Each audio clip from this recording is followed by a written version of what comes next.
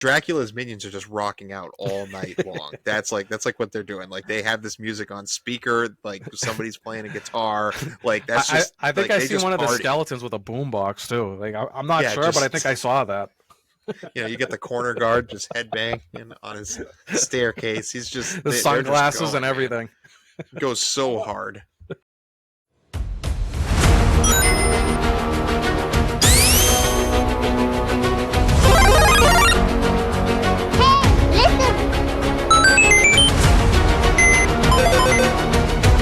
Die, monster! You don't belong in this world!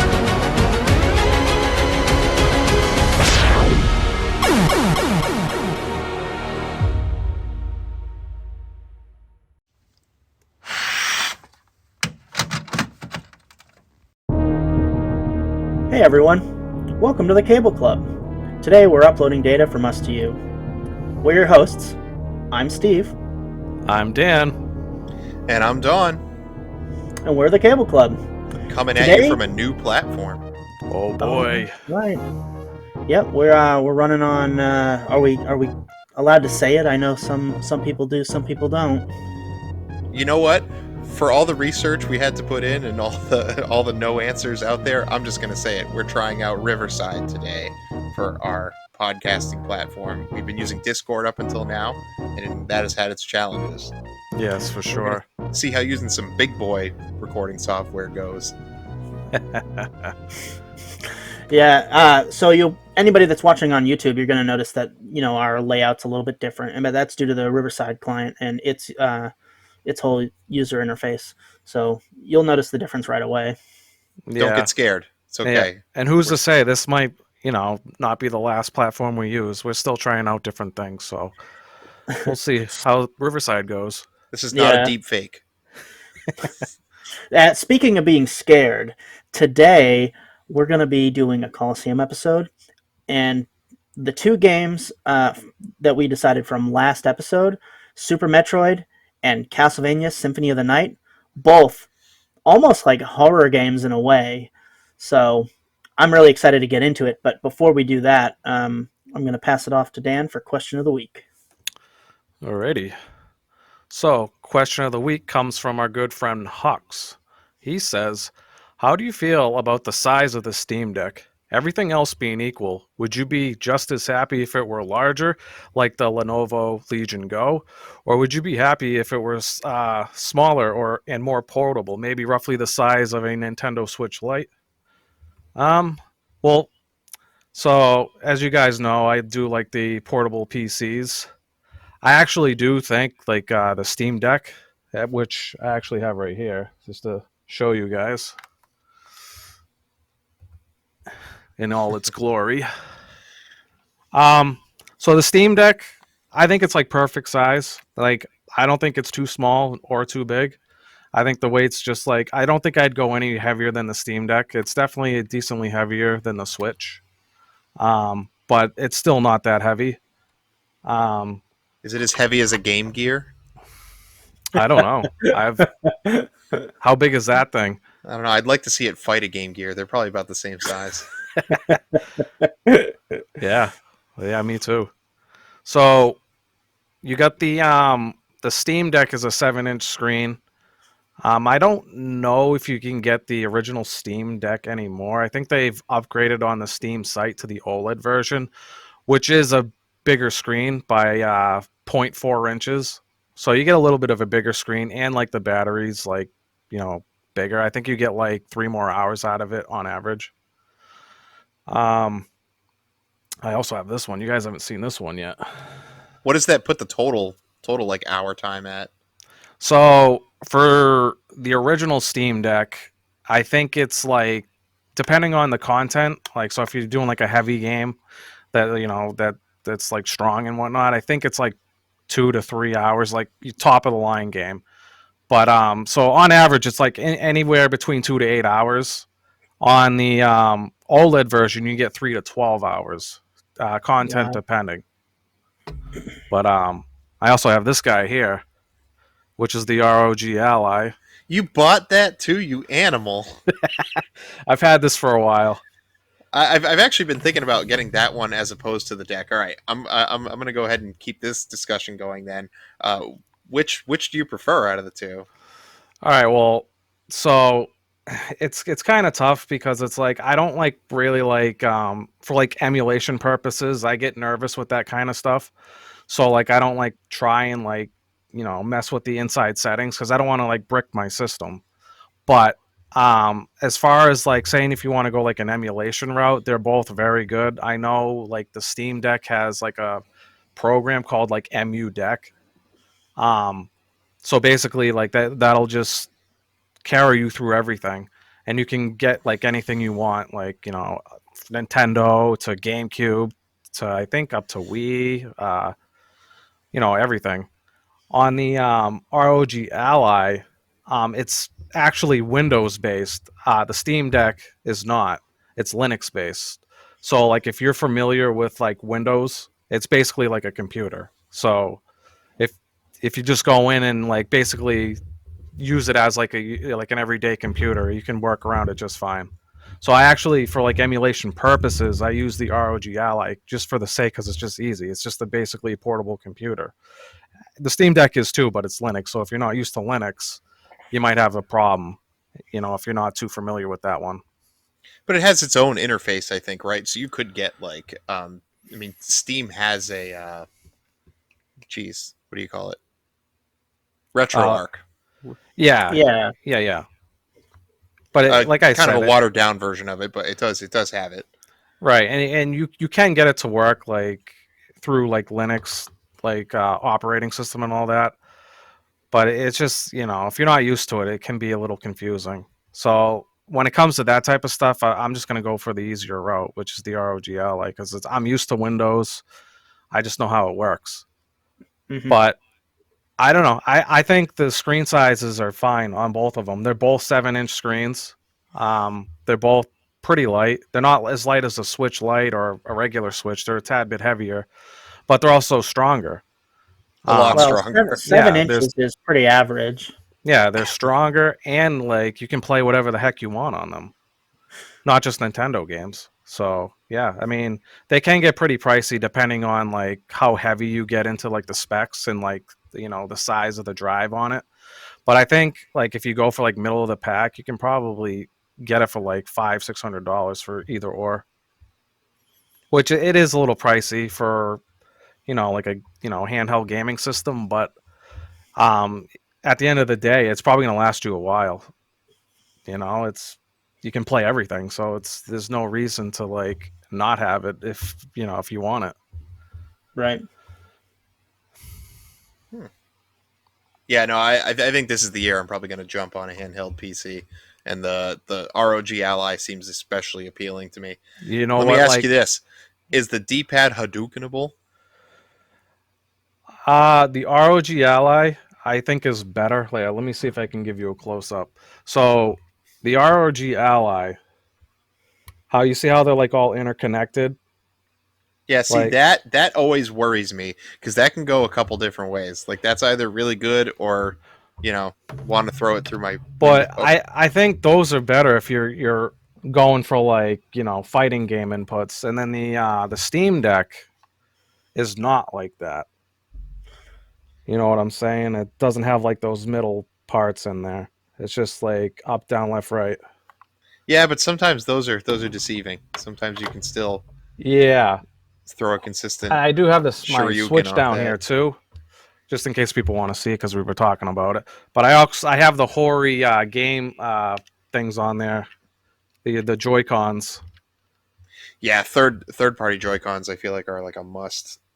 Yeah, like especially like when I just got Metroid Dread because like I haven't played it yet, and since we're doing an episode on one of the Metroid games. Like I just was in the mood for it. So, but I already had this. But like, I don't really like the original Joy Cons. They're not that great. You know Yeah. what? So I'm actually glad you brought up Metroid there because unlike other franchises, like I usually beat a game in a franchise and then I'm done with it. Metroid is like one of the few things that like puts me in the spirit to play more Metroid. Yeah, So, absolutely. I don't uh, think, to be honest with you, I don't think I would have bought in Dread if I didn't play Super Metroid. but I picked this up here for the Wii system, which is the Metroid Prime trilogy. Oh wow. We got Hell all yeah. three games in this I package, still Dan. I still need to beat 2 and 3. Oh, well, we're gonna have to get together and do some couch co-op and be awful human beings and even worse dads for a few hours to play these games. Speaking of being dads, that's what like kind of drove me, to buy all these handhelds. Is they're such a godsend when it comes to being, a first time father. It's like you can only play for so long. Sometimes you just can pick it up for 20 minutes. When they're napping, and then you don't know how long they're gonna nap for. It could be 20 minutes to an hour. So it's like you can get a little gaming in, and they're perfect for that. Yeah. I mean, my kids are older, so they kind of like entertain themselves mostly. But it would be interesting to have something like that just for, before class or, when I'm just like out on my lunch break, Yeah, things they're like that. awesome. It's like the other like handhelds, like the weaker ones, they're cool in their own right, but just being able to play whatever the heck you want, doesn't matter what game it is, on a handheld system is just awesome. It is. Yeah. It is. So yeah, I don't know. To answer the question, I was just like, yeah, I mean, I don't think the screen's too small. Like, I think it's just right. Like a 7-inch screen's like the perfect ratio. Maybe give or take maybe a half inch or so, but like that's great. I've seen some of the handhelds with like the giant screens. They almost look like tablets with Joy-Cons stapled to the side of them. I feel like that'd be like, I know it's a bigger screen. I recognize that, but I feel like it would be really cumbersome to sit there, Yeah, not very Well, comfortable to like okay, right. have it in so your lap. Yeah, I have a thought exercise for us to do about that. Think about how big of a screen do you need for anything? Like, How if big you of a go to the screen do you have? listen, if you go to the movie theater, right? How long until you just get sucked into the screen? It doesn't, as long as you can see everything, right? yeah. As So long like as you're this not like tablet, straining your eyes, like over yeah. text or something, So it's having this fine. tablet that's like huge screen, like what is that benefiting? Like when I play a Switch handheld, like I get sucked in, I'm zoned in. It doesn't, it's big enough. It doesn't have to be gigantic. Right, I agree. Like I said, I think 7 inches is like perfect sweet spot, and I think the Switch OLED is actually at that size too. Because I think the Switch is at 6.2. So, because I know the OLED's a little bigger. So I think most of the handhelds are going with the 7 inches. So I think that's like the perfect sweet spot. Right. Well, speaking of the Switch, I think that's part of our news segment, right? Nice segue. I really like it.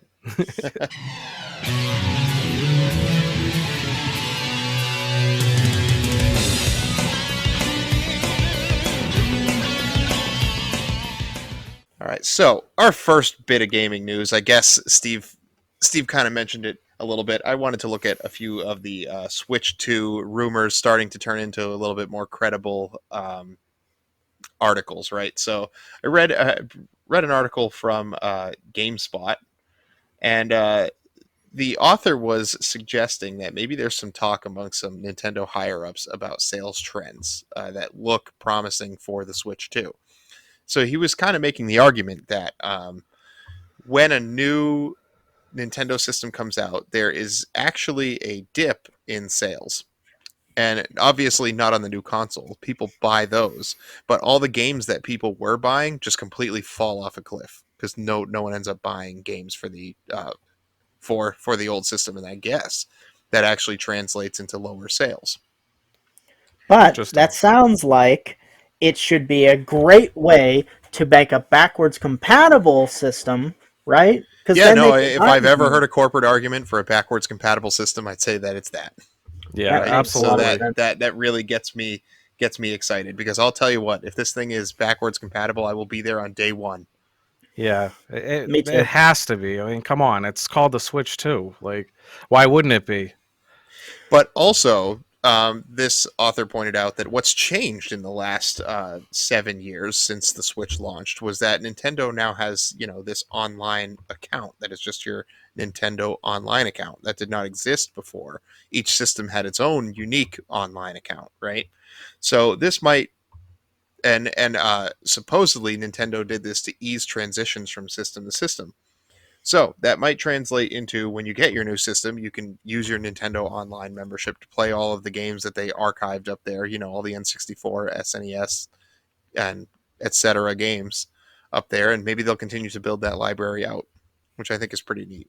I hope so. It's a good way for them to monetize getting games, and it like so you could easily have emulated Super Metroid this week, but I played it on the Switch because I Yeah, just have it there. so It's did I. convenient, right there. Yep. Yeah, no, Nintendo, like, I mean, I guess other companies could do this too, but I feel like Nintendo is especially at fault with just not updating their library, like their older library, as like new generation of consoles comes out. Actually, they are severely behind the eight ball Yeah, like on very that. bad. I mean, PlayStation Now, I bought into that when they first came out, and it was pretty cool then. Like it had a big selection of PlayStation 1 through 3 games on there. Certainly not all of them, but a good enough selection to make you say, "Whoa, you know, I remember playing this stuff," right? And I think still their selection is not absolutely complete, but they've definitely expanded their offerings, and even to some AAA titles if you buy the premium memberships, right? So Yeah, and then Xbox is really really I think leading the charge. You know, this the new smart TVs now, you can just grab an Xbox controller, link it up via Bluetooth to your TV, and play through the Xbox Game Pass on your TV, like without having a console. Like, Yeah, just you basically need a screen and Xbox Game Pass and an internet connection that can handle the streaming service, and you can play whatever it is. yeah, that's awesome.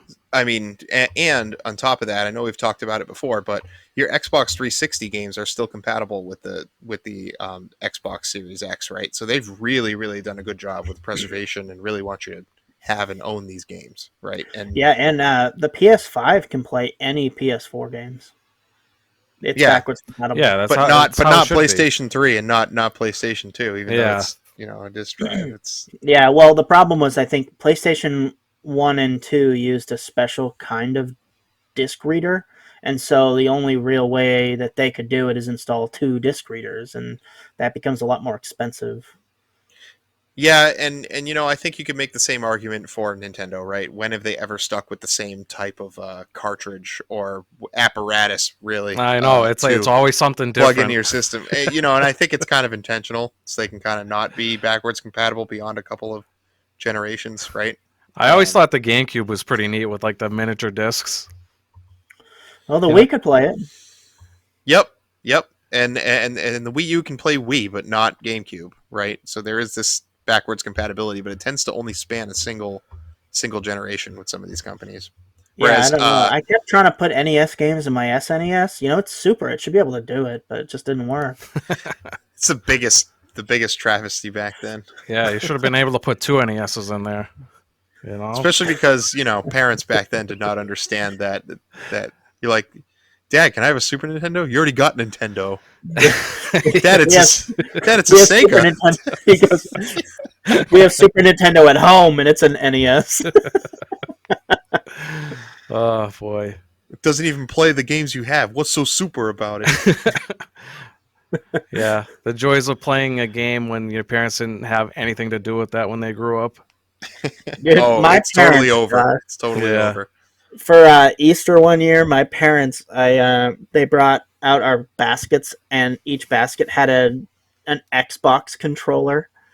And it's like, Mom, we don't have an Xbox. Surprise, Xbox for Easter. And it's like you feel like they did that because they don't know any better. But then they come and they trick you. Parents are smarter than you think, guys. Oh man. The other bit of news I really wanted to get to was the Prince of Persia: The Lost Crown, released on the 15th, and it's produced by Ubisoft, and it's the first installment in the series in almost 14 years to the day. That's quite a Yeah. while. And I got to be Spent money honest, back you know, then. just like looking at it, it looks like 2D action at its best.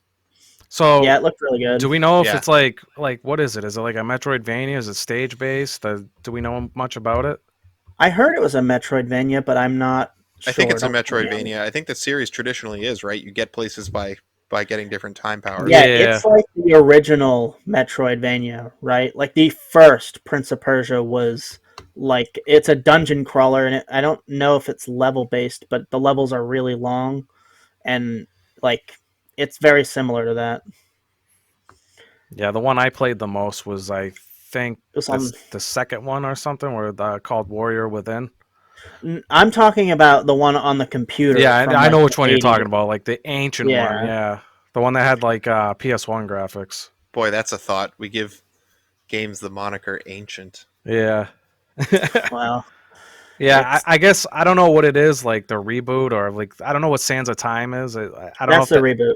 Yeah, so I played the second one in that reboot series called Warrior Within the most. I don't think I played the third one. Yeah. Well, I mean, I just played Sands of Time, and it was fun. But yeah, the new one does look really cool. I was watching some gameplay video of it maybe like 2 weeks ago or something. Yeah, I have to take a look. Yeah, no, I'm pretty excited for that. I'm also excited for Contra Operation Galuga, but there's no there doesn't appear to be an official date for that one yet. Is Well, there you're gonna have couch to. co-op? There's gotta be. Come on. Oh yeah, definitely, That's definitely. gonna. We definitely should do a let's play, or not necessarily a let's play, but Sure, like some of that for the channel. Yeah, definitely. that'll be a good time for sure. Oh yeah, 2024 is going to be a good time for Cable Club. This is our year. Heck yeah. I'm going to say Um, that every year until it's our year. By the way, it's always our year. that's right. Guys, do you Did have you any guys? news for us, or am I the only one reading? No, I I think have news. Oh, you okay, have. good. Have you heard that about the whole Billy Mitchell thing going on just recently, like 2 weeks ago, 1 week ago? Hold on. He sued and won, right? No, He, he, he he, sued, but the whole like lawsuit thing was going to take way too much money and time for both Twin Galaxies and Billy Mitchell, so they settled. So with the settlement or whatever, his scores will be available on the website, but not on the leaderboards. There's like a link you're going to have to click to go see his scores, and it's all separate. But they didn't wow. want to go through the whole process of like doing all this just to get his scores removed and whatever and deal with it. So his scores will be on the website, even though we all know that he's BSing and that he's a cheater and a Yeah. liar. We all know this. And even Twin Galaxies knows it, so they're putting it in a separate link that you can go and look at Billy Mitchell's, 3,333,000 score or whatever on Donkey Kong. But he's like almost getting away with it by settling this way, and it's a travesty. Yeah. It's a travesty. I kind of feel like Billy Mitchell doesn't have that Dan money where he can buy himself all these handheld computers and all these. I was gonna say, stuff, like, where does he get all this money? Like, I mean, I don't know what he does, but it's just like Apparently, he doesn't have enough. that was forever ago, and he's still like fighting about it. Dude, It's like, just give it a I was- rest, dude. Oh I well, was these talking to things my these brother things about take it. time. Yeah, I was talking to my brother about it. His score was set in 1982. That was 42 years ago. Well, didn't the King of Kong documentary dredge up that whole mess? No, it was more about, I think it was Steve Wozniak and his rise to the top with the new world record score to beat Billy's. But it didn't pull up how Billy was cheating. It was on their like rivalry and how Steve has been working at it really hard. I think that was mostly it. But, correct me if I'm wrong, anybody that's listening that knows about it, but I watched the movie with you in like 2007 when it came out. I haven't rewatched it, so. But yeah, that's like brand new information that just came up from the lawsuit. They finally went to court and they settled on that instead of like drawing out the process. And so, yeah, That's it's wild. kind of a win for Billy, really, even though he doesn't deserve Yeah, it. unfortunately. But I mean, I guess they did it in a way where it's like, you have to click on a link or whatnot to actually see Yeah, them. he's not on like the leaderboards. He So has his own special thing. I guess it's kind of a win, but at the same time, people are probably not going to click on it.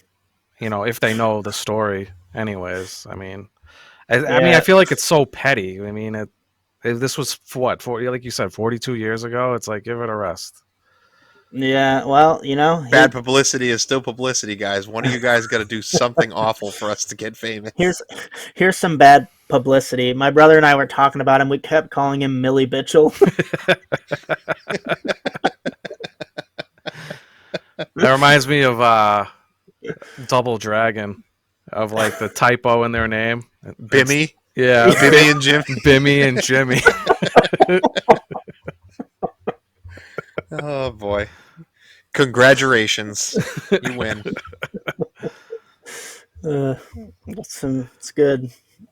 So, you audience, if you have any gaming news stories you'd like to hear us cover or like to enlighten us to, or if you have a question of the week, feel free to write us in at thecableclubpodcast@gmail.com. Further ways to communicate with us are coming. Yeah, or leave a comment on the YouTube side of things. We'll read them all. Oh yeah, and we do a good job about replying and all that on the YouTube comments. So Who's if you we? definitely want, I go on there too sometimes. What do you mean? Who's we? Just to look at the replies that I wrote there. That's not true. I replied to Hux once. I replied as Dan once. I don't know if he ever figured it out, but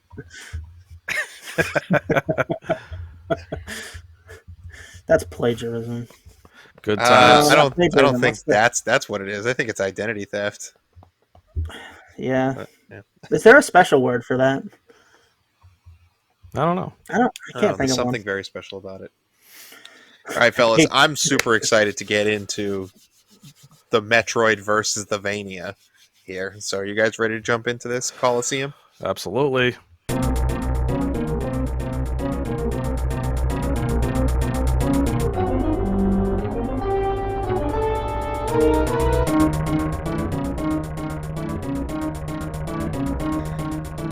All right, the Colosseum. So, as mentioned at the top of the show, this is a Colosseum episode. If you were here with us for the last time we did this, we did Super Mario World versus Sonic 3 and Knuckles, and we know. So we made some changes to this format. So instead of that debate style, we were kind of trying to shoehorn in there. Forgive us, we're a burgeoning podcast. We're going to discuss these two games as a group. So this type of show is a chance for us to cover some classics, but maybe in a new light, because we know a lot of these games have been talked about time and time again. I mean, I don't really know what we could provide in a review that hasn't been done 100 times already, right? So we want to take awesome games, pit them against each other, hence the name Colosseum. We'll put them through 5 rounds. Each round is a topic, and we'll discuss it as a trio. And then at the end of the round, each of us will vote one way or the other. So it's not necessarily a scoring. It's I vote for this game and I vote for that game. There's 3 of us. Majority takes the point, right? So without further ado, our 5 rounds, our 5 categories are presentation, gameplay, pacing, playability today in 2024, and the X factor, which is pretty much whatever we want to talk about that we feel like makes the game better than one or the other. All right. I am going to kick it off to Steve to give us an overview of Super Metroid for all of you listeners out there listening to this podcast who don't know what Super Metroid is, and I don't know what you're doing. But Steve, tell us what Super Metroid is. Give us an overview. Don't say Metroidvania. Drink every time you say Metroidvania. All right, so Super Metroid it's a sci-fi, like in the distant galaxy setting, where the technology is like way better than what we have. You are a bounty hunter named Samus, and she has her whole backstory, but basically what you need to know about her is she has this super awesome power suit, and it gives her all tons of cool, science fiction-y, like cool abilities and stuff. You use these abilities to explore the planet. I don't know if it's Zebes or Zebes or whatever you want to call it, Zebe, and in it you're you're traversing all kinds of different terrains in it's like a labyrinth style game where there's lots of different areas all interconnected, and you have a gun, you shoot stuff, you explore with all kinds of different ways. Think about it kind of like if you've ever played what's a really good, like I just picked up Mickey's Illusion Island on the Switch, and that game is like very similar. Or the other game, Castlevania Symphony of the Night. If you played that, it's similar to that. You know, I'm trying not to use the name. Metroid for the NES. Yeah, if Yeah, you played that, like that. strict upgrade generally. Yeah, big Well, upgrade. it's a big upgrade.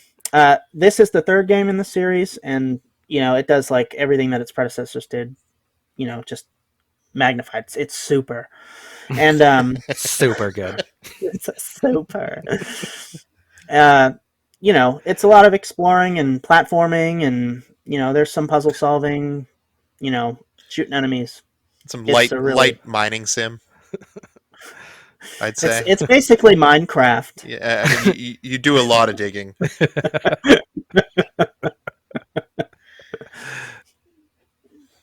Yeah, I don't really have a whole lot more to add to the overview of the game.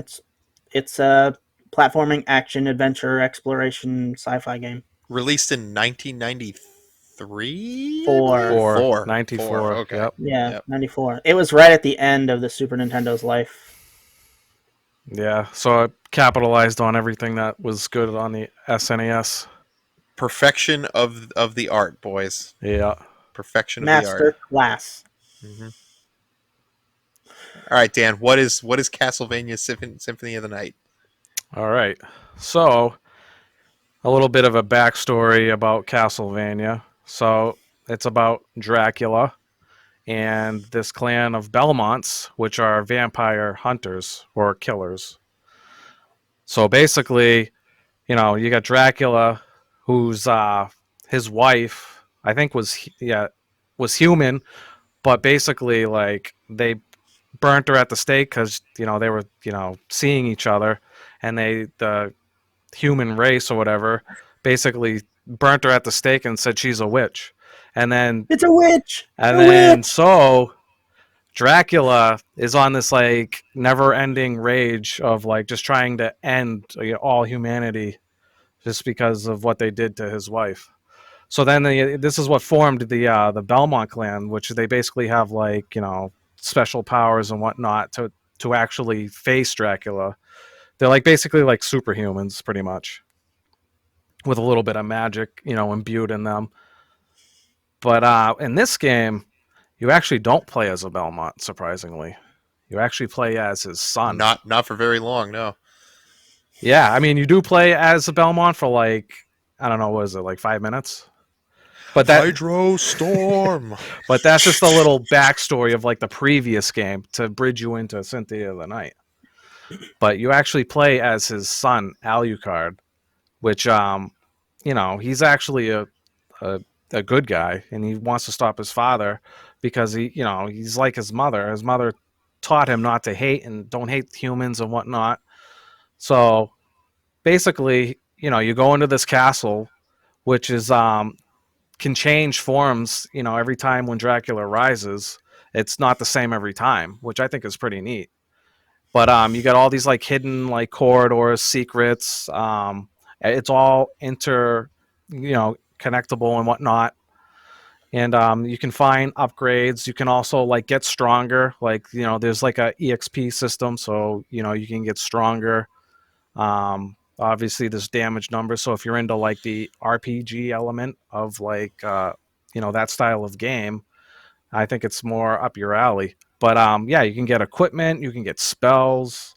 It's really got a little bit of everything. There's like fighting game inputs. Yep. For like spells. Yep. It's absolutely, it's really something. They're like, we're gonna put everything in there. Yeah. It's also got something that like Metro. I mean, this is like jumping a little bit, but like I think that Metroid lacks is like fast travel, which this game has, which is a nice thing. Hold on there, easy. Save it for the Colosseum. He's throwing dirty blows here. We're supposed to be shaking hands right now. It's and for those of you who have not played earlier Castlevanias, I know Simon's Quest kind of did this adventure style format, but I'd say that Symphony of the Night was probably the first Yeah, time that you would put the Vania on the end of Metroid to make right. that word, because I don't. Castlevania 1 and 3, which I think a lot of people like, Yeah, the most, and the Game Boy titles are all level based. Like you go Yeah, from level they to are. level. yeah, they are. I And don't know if Simon's Quest did all that well. I mean, maybe that's why they reverted back. I mean, it was super rushed and very cryptic. Yeah, Like I, I watched I, Steve beat it once, and I yeah. was like, I don't know what he's doing. I personally didn't mind Simon's Quest, to be honest with you. Like, I love that game. yeah, It's a nostalgia bomb for me. but I think like the video producer, I think his name's like Koji Igarashi or something like that. Sorry if I'm butchering it, but he was like, "No, we're doing this again because I know it's a good idea." And that's came Symphony of the Night. And now it forever termed Metroidvania. Oh, Actually, actually, I have a go little ahead. tidbit. Um, It's his he, section, Steve. It's I have a little Hey, tidbit let him here. have it. He actually got inspiration from, believe it or not, The Legend of Zelda. He wanted it to be called Zeldavania, but the fans coined Metroidvania because they thought it like played a lot more similar to a Metroid game. And it does. Yeah, a little bit of inside info. I think here at the Cable Club, we classify them in our own same genres, right? We classify them both as adventure games. yeah, Yeah. Well, so I guess it's kind of similar to Link's Adventure, right? Because that's not stage based, really. It has like dungeons you go into, but like it's all one area, I and the mean, dungeons are side scrolling with multiple levels. So it's labyrinth like. there are no So I Zelda could see games that that. are like stage like though, right? That are uh, stage based, except for I maybe mean, like the Hyrule like hack and slashers or whatever those are. Maybe I I don't even would know. consider like A Link to the Past having like its overworld and then the dungeons being like stages. I mean, I know it's not stage based, but it has like I don't know. There's a big separation when you go into a dungeon. It feels completely different, so it almost feels like stages, but they're not named like stage one, stage two, or whatever. yeah, But it's not the same as like a true stage level like Mario. It's not right, like that. No, I yeah, mean you can go back whenever you want for whatever reason. I don't know if there are in that game, but in some Zelda games you have to go back to dungeons because you get like bombs later and stuff. Yeah, Ocarina of Time's famous for that. You got to go back to the Spirit Temple, and yeah. I had something to add in. The original sales numbers for Symphony of the Night were actually not good. I don't have the Boo. figures in front of me, but it was almost like a cult classic when it came out, I could see it. and only certain people were really into it. But over time, the fan base just kept pushing and pushing and pushing, and now it's like way out there. Everybody knows about it if you're into the Yeah, retro gaming. And like originally, it wasn't a very good seller. I don't know if Castlevania was in general though. Also, Super Metroid sold very poorly in Japan. I Why would Japan? imagine what the 64 probably came out like months earlier than it did here, so I would assume Yeah, I don't. that that probably hurt it a little bit. I don't remember why, but I read that its sales numbers in Japan were really low. I think it was competing with Sega Genesis at the time really heavily, and I don't know. I can't remember why, but there was a reason. Hmm. Interesting So they both factoids. didn't Yeah, sell very well in certain markets at certain times. So yeah. I mean, I'm kind of curious, like what they think about like Japan thinks about Metroid now. I wonder if it's like I one they of the probably love it. I juggernauts mean, over there. I know, like, say, like Dragon Quest is. I mean, I know it's not that big, but like, I just kind of wonder where Metroid stands over there now. Dread came out. Everybody seemed to have really good reception of it. Yeah, I'm So playing it actually right now, Metroid Dread. It's actually pretty good. It's really good. Yeah. Um, I'm not done with it yet. I would say I'm like 75% way done. I don't know if I'd say it's better than Super Metroid. It's close, but I'll give a final verdict when I beat it. All I right. look forward to hearing it. I look forward to talking about the presentation of these two games. All right. Ready for round one? Ding ding. Fight! All right. So, the presentation category. It's just like it sounds. It's how the game is presented to the player. So I'm talking about graphics, I'm talking about music, sound effects, atmosphere, character visuals, world building, you know, the use of them throughout the game, that kind of thing. Just so we're all clear on that. All right, who wants to kick us off? I'll start us I don't off, mind. I guess. Dan can. All right. Um, so presentation, like I'll start off with Metroid. So I mean, it starts off with a little bit of backstory, like obviously the two previous games. Samus gives like a rundown and a little cutscene, and then That opening sequence is epic. yeah, it actually is. They did a good with job. with the music and everything, and they even like took the time to recreate the end, like the final boss, like a bit in Yeah. that 16-bit new age graphics. So, at the time, new age. Yeah, It's awesome. I actually never played Samus Returns, which is the second one, and they actually like I didn't know where like that scene came from, where like the Metroid comes out of the egg and starts like hovering around Samus, because I didn't remember that in the first game, but then I did remember it's like, oh, they actually took that from Samus Returns, so they actually took both games and like gave you a little rundown of like what's happening in the universe of Metroid, which I thought was pretty cool. Yeah. It just like the whole opening hits so hard. Yeah. But yeah, And it better because that's all the story there is right there. But it just gets emphasized so well. I don't know what it is, because you're right. Like, and you know what? That goes for both of these games. They don't really do much with the story. We'll get into that in pacing after, Yeah, but yeah. like somehow you still feel the lore is there, right. with both of these games. Yeah. Now there's like all kinds of fan theories about the Metroid timeline, but it's so, it's just so interesting to me. Yeah, for sure. I also feel like Symphony of the Night's opening was a little bit weak by comparison. Like it just kind Really? of pushes you, just kind of puts you in there. Like Yeah, I mean, no, I guess, but I feel like it was good. Like it sets you up with Well- Richter, and you have to do the What- fight, and then he goes missing, and they explain it. Yeah, but Like, I what don't was know. unique about if you remembered, I mean maybe it's a small detail to you guys, but I think they actually kind of use the controls similar to how like Rondo of Blood, I think the game's called, where like when you jump you're like kind of committed to like that jump. I mean, I could be wrong on this, but I think it was similar like gameplay to how that game was. And then when you get to play Alucard, you get a more updated style, which I thought was like a unique aspect to the game. No, I think Richter can move in midair. Oh, I can think he? so too. I don't actually remember, but you don't have to do a lot of platforming in that section, so I Yeah, I just mean, I could be wrong. might not have. But I thought it was good. I mean, because it's like with Richter, it's like you can kind of like put that as like Samus telling her story, but instead it's like Richter telling his. Well, not like it's like in the present time at that point, but like it's basically like the backstory of that time. That's how he goes missing. I mean, if you didn't play Rondo of Blood, it's kind of hard to get what's going on. Like, Well, like if you die, this random girl shows up and yells Richter, and then you like power up into this invincible god and you just take him out. Like, Yeah. yeah, I know that has significance in Rondo of Blood, but the first time I saw it when Steve played it, I was like, what is happening? yeah, but they do give you backstory after you beat them.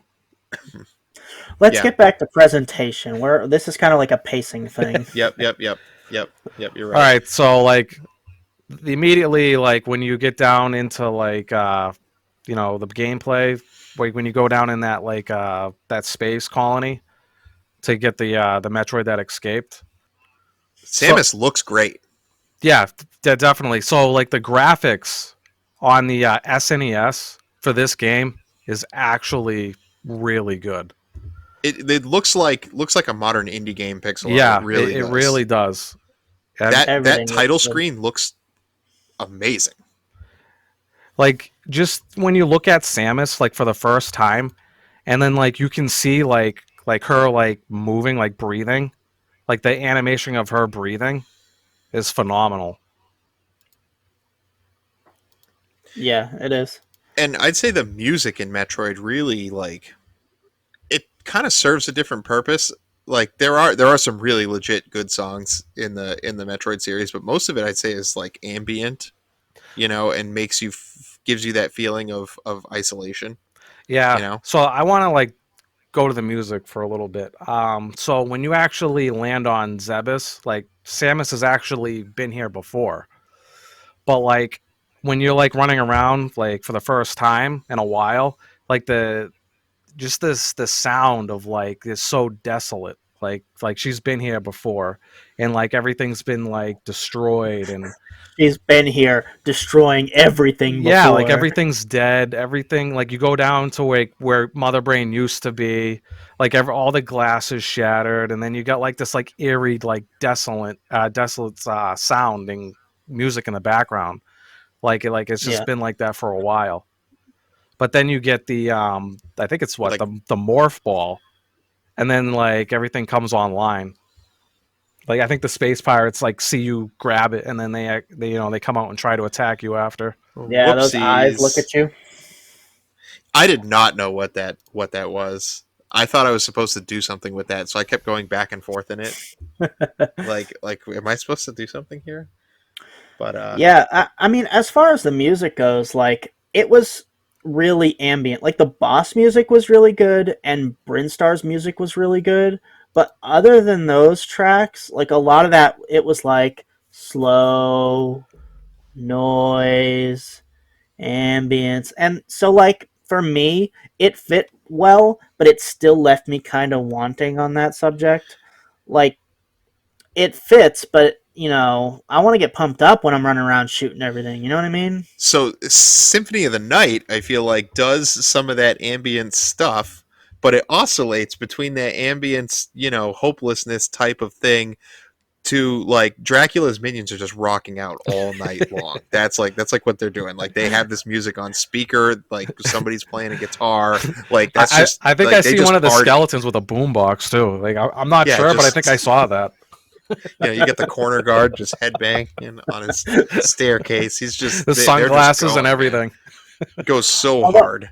I wanted to say also that for like, if you were to compare graphically Symphony of the Night versus Super Metroid, now different generational systems, but I would argue that even though the pixel count on Symphony of the Night is higher, I think that Super Metroid looks a little bit better.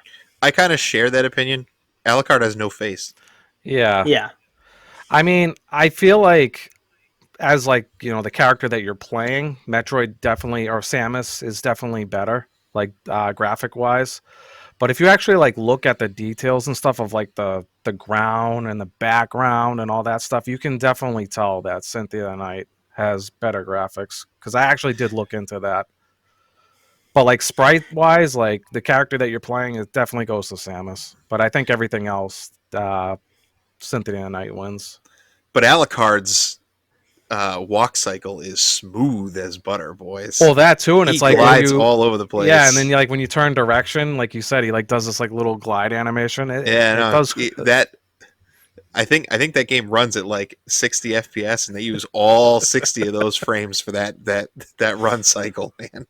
Well, I'm not arguing that Symphony of the Night has better graphics or not because it does. Yeah, you But just think it if looks you're better. just looking at Yeah. graphical presentation, like on the Super Nintendo to even be close enough to compete to a PlayStation 2D pixel game, Super Metroid's really pulling some punch or really putting some energy out there. Like it's doing a lot of work. No. I I Yeah, for I sure. do want to pick on Symphony of the Night a little bit too. So I think some of the backgrounds really shine in that, and I think that's kind of where you're getting the next gen level up basically for that game. But some of the bosses are like so inexcusably like just a Messy. whirling JPEG. Like I'm thinking of the Frankenstein boss. and the way he just like spins around, but his like legs and stuff don't move. He's just a rotating picture, and he rolls after you. It's just like lazy stuff like that. The big ball of flesh. What about that one? Yeah, the body parts. You play Super Metroid and you get the awkward Ridley hopping up and down on his tail thing where his body doesn't move and his stupid little tail is pogoing him across the platform, right? Yeah, and but that's and you're something he like, does. oh, okay, it's Super Metroid. You can tell at least they like put some effort into the sprite, right? Like Ridley still has wings, still has his mouth still opens and his arms Right. move. Like he just looks good, right? Whereas and the final boss in Symphony of the Night looks especially phoned in. Like you are like Dracula is not even like to scale. He's like sitting on this big monster thing. He's like he'd be like 3 feet tall. He'd be like a flea man. It's Yeah. it's just Yeah, some odd choices graphically. I don't know where they were going in the direction of that boss fight. Like they could have made that fight so much cooler. Like I do agree with that. Yeah, I mean the presentation on both games is still really good, even though we're picking on them. But Yeah. Yeah, absolutely. And we have to for this episode. If we don't draw blood, it's not. It's going to be a dull affair. Yeah, Right, I mean that being said, like I'm still astounded, like just like how graphically Super Metroid, like holds up today. It's actually a sight to behold. If you have not played Super Metroid, I urge you to go play it. Like the graphics today, say if like hypothetically that game came out today and it was like a quote unquote indie game, you wouldn't even know. it looks better than Celeste. Yeah, I am going to pick on it for one thing though, and I do put this in graphics. It's so detailed that it's zoomed in, and it makes some of the boss fights kind of a cluster. Like when you fight Ridley, there's like I Not a don't lot know, of room. 3.5 screens worth of vertical space that he can be on, and he will just swoop down at you like at light speed. And I'd like to think that boss is much more dodgeable than the fight actually goes, but you just can't see where he is. And they put a lot of love into Samus's model, so I get why they'd want to be zoomed in on her. And I think for the most part, exploring down the corridors, all the enemies are small. And I actually think that's why in Metroid games the enemies are small, so that they can be a little bit more zoomed in on Samus, right? But yeah, with fights like Ridley and like some of the bigger bosses, it just turns into a gear check because you just can't you can't see. And I think that's a problem with Super Metroid's graphics that you don't get with Castlevania. yeah, for sure. I mean, I do have something to say about bosses, but I'll wait until we get to that part. Yeah.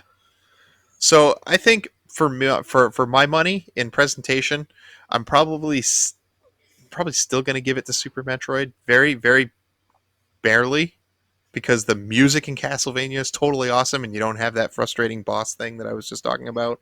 But man, does it look good! It was shocking when I turned that on. Absolutely shocking. Yeah, for sure.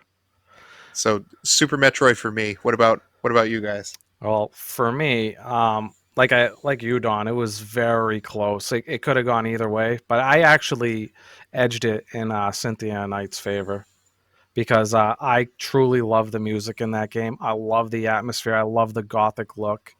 I love the feeling of the castle and just I don't know everything about that game. I like the presentation like fits well with me. Hey, it jives. That's why Yeah. there's three of us.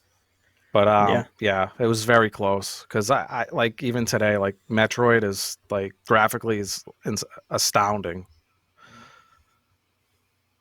All right, Steve, that puts you on tie breaks. All right. Well, uh, so Metroid has such a good presentation, like we've been talking about. Like, they did such a good job with the Super Nintendo, and I think that graphically, it is just so impressive.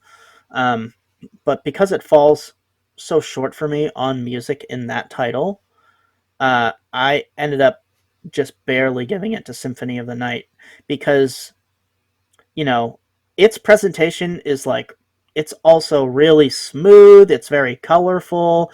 There's so many different areas in it. All the different areas have all their different music and almost every track in that game is really good. Both the games are like masterclass in presentation for their time. Yeah. But I slightly gave it to Symphony of the Night on this Yeah, one. trust us when we say it wasn't easy grading these two games against each other. No. No, it's not. All right. Well, the Symphony of the Night is first to score. They're on the board. All right, we're going to move on to round 2, which is the gameplay, which I think is what all three of us care about the most. Absolutely. So, in the gameplay category, we're going to talk about the controls, the power-ups, the overall gameplay loop, the combat, menus, in-game systems, whatever makes up playing the game, including, boss fights, which would fall under combat, I think. Yeah. So, if you don't mind, I will kick us off. Sure. So, man, Metroid's controls killed me at the very beginning of the experience, and then at the very end. Like, I did not get out in that 3-minute timer. Yeah, it's a little at the wonky, end. Isn't it? Because I'm like fighting the weird gravity physics and the weird screw attack physics, and like, oh my lord, what is happening here? Like, I'm just trying to jump up to the next platform, and I'm like, please have mercy. Yeah, and the wall kicking's kind of weird. It's not like Mega Man X. You kind of have to like do this like little maneuver, like push away from the wall, and then like Samus will be in this small window of animation, and then you have to hit the jump button, and then she'll kick off it. But yeah, no, the controls are definitely kind of on the little bit of the weird side. But once you start playing, you do get used to it. But and like the shoulder buttons for the aim up and down, like what is happening here? Yeah, I put down that Samus controls really like floaty. Yeah, they are. So, It is an aspect of the game, I guess. Like it. I mean, you have Metroid's to consider always like that. When she jumps, I mean, you don't see it on this game, but playing in like Smash Brothers, for example, when she jumps, there's like rocket boosters that jump her up. Yeah. So like, I think that's like supposed to be part of like the whole experience. Right. Like, it's not supposed to feel like a regular person jumping. So Well, it's to kind of draw you into the experience. And I'm not saying that it is a great choice, but thematically, it was the choice they chose. Yeah, and I think the short hop is good in that game. Like you can short hop pretty well. Right. So. I can't get over like I guess I kind of forgot, but I can't get over how high like Samus jumps in that game. With the high jump, Not boots? even like just the regular jump. Oh, especially with the high. Yeah, jump like the boots. regular jump, Yeah. she jumps like 3-4 times her like size, and then you get the high jump, and then you're like hitting your head on the ceilings a lot of the time. I'm like, holy crap! Oh yeah, it's like Luigi jumping. Yeah. Just you hear her through the suit. Woohoo! Now there's Symphony of the Night is not perfect in this either. Like, what on earth are those spells commands? Like, Yeah, and they don't even tell you how to do them. No. Well, like, it's just, you have to buy the scrolls. Yeah, from the librarian, I Yeah, think. yeah, you can like I figured that out early on, so I thought you needed to buy them to use them, but apparently you can use them anyway. I think But a lot even of still, I think a lot of people's first playthrough, like they're just playing the game, and all of a sudden you just like Alucard just starts doing some weird thing. He's like, my character just disappeared. Oh, and he reappeared. Now he's throwing fireballs. Like, what's going on here? that backslide too, that like hit triangle to backslide on PlayStation, triangle to that's what is that? What? that's in like all of the Castlevania games going forward. The 2D ones, you can like slide. So I end up using it to turn around and move faster. Yeah, a lot of people do which that. by the way, I was grateful for Metroid's run button because you can really cover some horizontal ground quickly. Yeah, But Yeah, Dan was gonna say that there's no fast travel, and I'm like, yeah, you get the what's it? you can Shines run. part. You can run. I mean, Alucard takes his 60 FPS ass, and he is so slow. he's doing his Well, when you power get the cycle bat- walk. The Oh my wolf and God. the bat can move really fast, though. And there's fast travel, but like when the room you want to go is like 7 rooms over, you're like, oh my god, no. Yeah, that definitely could have been a quality of life to like go from like a menu or something to pick where you want to go, or just like You're supposed to pull up the mini transform map to or the pull wolf. up the map and pick which one you want to go to. Yeah, I don't like the whole like one at a time thing. But I mean, I think it was the first of its time, so it's like that. They expanded on that in later titles. And I think the controls are. If this category were strictly based on controls, I'd definitely give it to Symphony of the Night, Yeah. just because it's familiar, right? Like something about the physics just jives if you played a side scroller game. Whereas Metroid's got its own kind of weird thing going on. You got to play it for a little while to get used to it.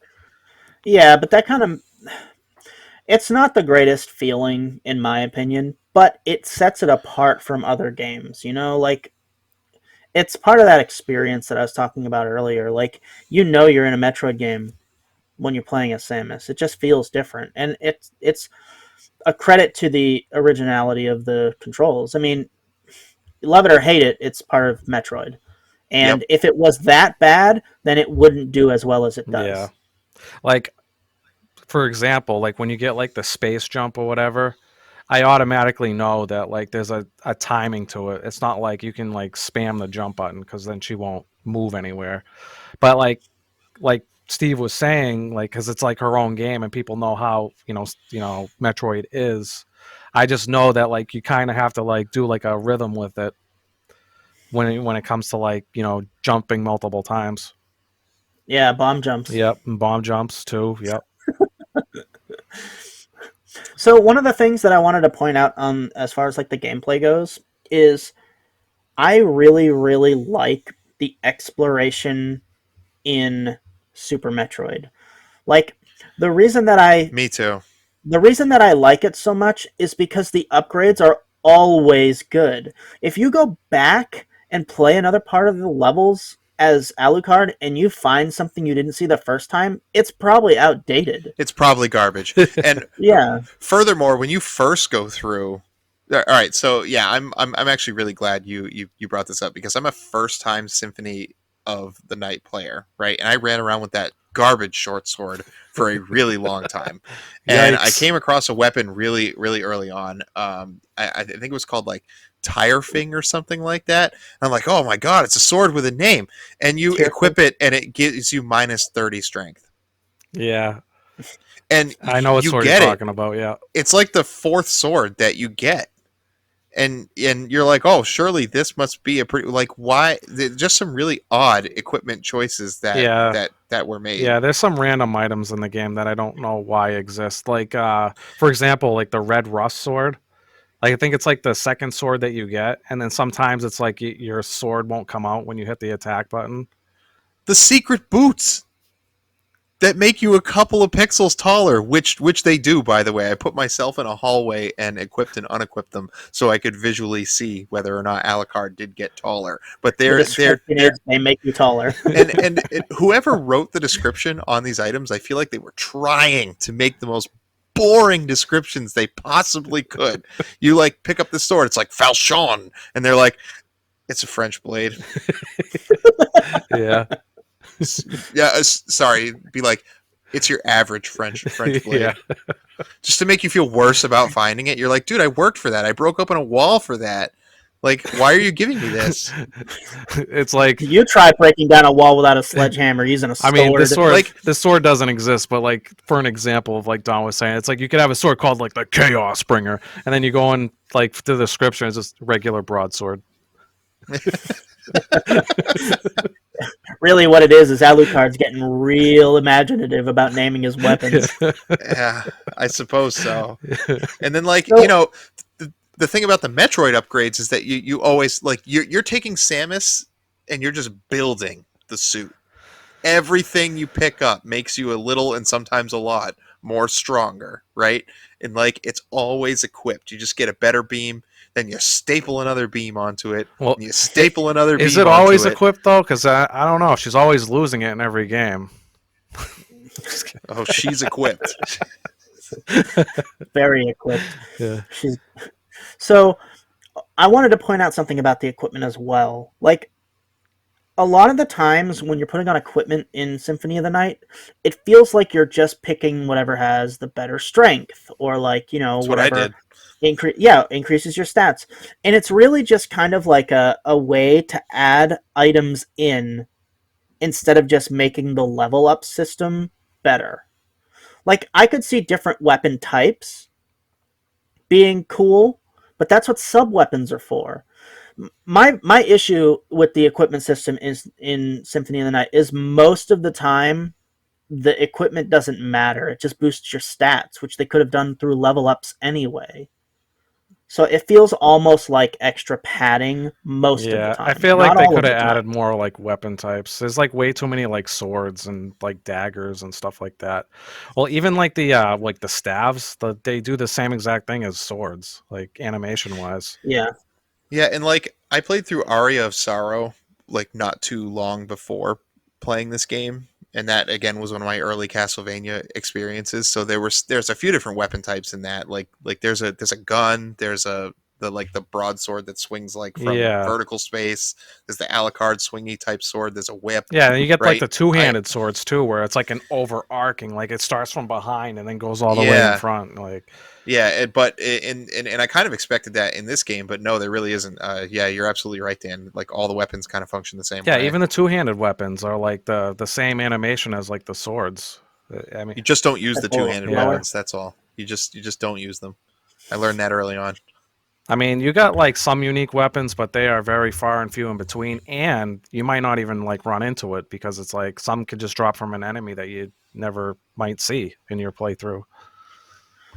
Um, Also, in Symphony of the Night, we haven't really talked much about it, but the sub weapons, they're all pretty cool and good in the beginning of the game, but they scale like garbage. So, like, at the end of the game, you have stuff that's, like, so much more powerful on your regular attack, and it makes it feel like all these sub weapons just almost become useless at the end, like, near middle game. Like, and it hurts the overall gameplay experience, in my opinion. There's a lot of fat in this game. It felt like they kind of threw a lot in there. And I at the end of the day, because we're comparing it against Super Metroid, I do not feel like all of it needed to be there. Yeah, Yeah, yeah, I yeah. agree with that. I mean, the controls handle better than Super Metroid, in my opinion, and Yeah, like, and you know, it has a lot of cool things. Like, it has the spells, it has the familiars, it has all that different equipment. If so that's what much you're stuff. into, I forgot about the yeah, Yeah, familiars. yeah, it has a lot of aspects of the game. But like, aren't all the familiars like pretty close to the same? Really, they move around and attack every once in a yeah, Oh no, while. the fairy's a total boss. I think she's the only yeah. I one think that that's the uses only different items. one. Yeah, she uses the items and like just can literally revive you to half health if you die. Like no, Oh yeah, the I used the fairy little is double guy. I didn't.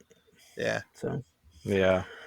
I will say though, like as far as like bosses go, I do think Cynthia the Knight definitely wins in this department. Like I don't. Some of the bosses in Super Metroid are very questionable. Like, Oh, Ridley is just a gear well, check. well that and, Like and that I'm drawing a blank on the name, but the one that just keeps flying across the screen, like gives you like 2 seconds to react. Uh, is he in the ship, Fantoon? Not Fantoon. It's the other guy. Do you guys? Oh, the like underwater boss, that one? Is it the underwater one? It's the one that like flies like across the screen, like back and forth. oh, yeah, he's one of those big little sand alien things. Yeah, like that's and to me that's not really a I fun. don't Sand remember his alien thing? name. Yeah, Which one? it's in Meridia. Oh, he's the snake? It's not a No, snake. he looks like a shrimp almost. And he Oh yeah, flies yeah, yeah. around. He's the big Meridia boss. I forget his name. Yeah, I It's don't the one remember that his like name. flies across the screen and like sometimes can pick you up. But listen, And I don't know, like to me that's not a very fun boss fight. It like Yeah, but you let him grab you and you electrocute his yeah, dude. Did you know you could do wait, that? how do you and then do you that? I watch. actually no, I don't. Yeah, How do you yeah. do that? All right, So so there's yeah. you let him grab. So you know those turrets? Yeah, like I'll be If you break them, small disclaimer. Yeah, I shot them because it's like they shoot beams at you, so I'm like I'm gonna break these. yeah. So they have that like electric field, right? Yeah, So I don't know how you're supposed to figure this out. I figured it out because I was peeking at guides occasionally through my playthrough. But if you have your hook shot out and he grabs you, you know how he shakes you around, right? right. So what you Well, can if hook you shot? manage Yeah. to hook shot this electrical field, it links you up to the electricity, drains your health, but drains his health How the like heck are you 18 supposed to times know faster. that? Like, And he just keels over, and you watch his babies go pick up his body. You monster. I mean, Eat because the it's like leftovers. you don't ever see that mechanic in the game at all. So it's like, why would you ever No. think to do that? I did it. How would you ever think to do that though? Like when the game never shows you like that at all. I think you only Because do it if you know. I listened to another podcast that told me about it. Well, okay. For us badasses over here who didn't do that, that boss is annoying. But now you know next time. And that's something that I was going to say about Super Metroid. Even though the bosses might not be as good, I feel like they are a lot more varied. Like, yeah, I mean, Symphony of Night has enemies that do different stuff. Like, you fight the doppelganger, and you fight the blue demon guy and his flying dude, and, you know, like, The some doppelganger of those are is such cool. a jerk. Yeah. I hate him. But in Super Metroid, it's like it felt like every boss was way different. And in the inverted castle, it's like everything just dies so fast, except for maybe two of those bosses. That like it doesn't really matter. I But know. In Super Metroid, you're always clenching, right? Unless you collect literally everything in between, you're like always like, oh, this is going to be close. You know, Ridley and that guy we just talked about, Fantoon, like they all feel like boss fights. They don't just feel like something with a little more HP. The inverted castle bosses are a real joke. I was like, are Yeah, you kidding me except- with this giant bat? Except that one boss. You know what boss I'm talking about. The Yeah. Egyptian one. No, he is Yeah. he is too. Once you figure out you use the cloud, Oh, you just yeah. bait him Oh, into his lightning Yeah, I mean, attack. if you're gonna use the overpowered stuff, I mean, I guess. I mean, why wouldn't you? I mean, yeah, Yeah, But you there is can't no you can't overpowered dodge him stuff. otherwise. yeah. I mean, he's actually pretty hard if you don't try and cheese him. But like I didn't cheese him. with the poison mist. Cheesing him would be using the lightning absorb armor to just make him not do damage to you ever. No. There is so many OP things in Cynthia the Night now that like we're kind of like talking about it. Yeah, which is Yeah. one tick in the box I guess I would give for the equipment systems Yeah. that you can do fun playthrough There's- stuff like that. But Yeah, but at the same time, it's like not well balanced. Like that's No. kind of I'll name. it's I'll kind of just. an I'll issue. name a few. the Alucard shield is absurd. Yeah, I'll name a few. So, like, when you get Alucard Shield and you combine it with the Shield Rod, you basically get the power of all shields in one. And you basically can just walk up to a boss, do, like, max damage, plus get healed for as much as you hit for. And it's, like, every half-second intervals. So you're basically invincible. And then you also have, an item that's called the Duplicator that you can buy at the librarian that you can use an item infinitely. So you can use like screen clearing attacks with like no drawbacks at all. How did I miss that? I think you actually have to beat the game first for it to actually be in the shop. Oh, okay. Because I did visit that guy a bunch. You know what? I want to stop on him for a second. How punitive is it to go visit the shop after a certain point? Like I never you're in. I never really went to him after the first time. Oh, I did, and like I had these moments where I was in the inverted castle, and I was like, "Do I do it? I have enough money to get the Joseph's cloak now. Like, do I do it? And I gotta walk all the way back here." Well, they have Brutal. the teleport library tickets too. yeah. Well, yeah, you but- have but- to use that to get the perfect map percentage too, because you have to drop into that area where you fight Dracula, and you don't save the game after that. So you have to use a library card to get out and have the map percentage. Dracula's Excuse like, me, Father. Where did he go? Excuse me, Father. I need to buy a book real quick. Where did he go? Yeah, so I went back to him once, and that was the reason. I guess to sum it up, I think gameplay wise, just because it feels so much better to go from being the helpless little Samus to being the alpha predator across the map. I think I'm gonna slightly give it to Metroid, actually. And Metroid does not have all these chunky systems, and you spend a lot less time menuing as a result. I think it took me like 20 hours to beat Symphony of the Night. It took me 8.5 to beat Super Metroid, and this is my first playthrough through both of those games. I think you got to beat it in under 3 for the best ending.